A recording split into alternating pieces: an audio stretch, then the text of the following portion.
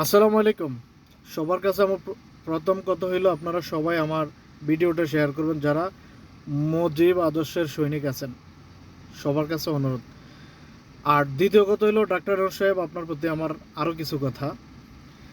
আপনি এ পর্যন্ত 5-24 সাল 2024 সালের পর থেকে আপনি এই পর্যন্ত আওয়ামী লীগের নেতাকর্মী ধরতেছেন, ওইটা অন্য বিষয়।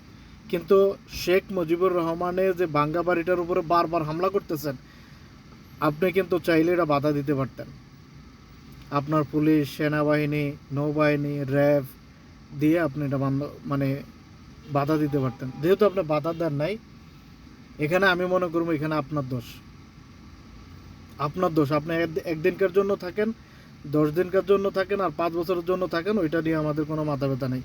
কিন্তু আপনি এই বাংলাদেশের বর্তমান রক্ষক, আপনি রক্ষক হয়ে যেহেতু রক্ষা করতে পারছেন না, তাইলে আমি মনে করবো আওয়ামী লীগের যত নেতাকর্মী আছেন, ডাক্তার ইউনূস সাহেবের যত গ্রামীণ ব্যাংক আছে, যতবার আওয়ামী লীগের এই শেখ মুজিবুর রহমানের পোড়া বাড়ি ভাঙ্গা বাড়ির উপর হামলা করা হইব, ডাক্তার ইউনূস সাহেবের একটা কইরা গ্রামীণ ব্যাংক এইভাবে পোড়ায় দেন, ভাঙিয়ে দেন।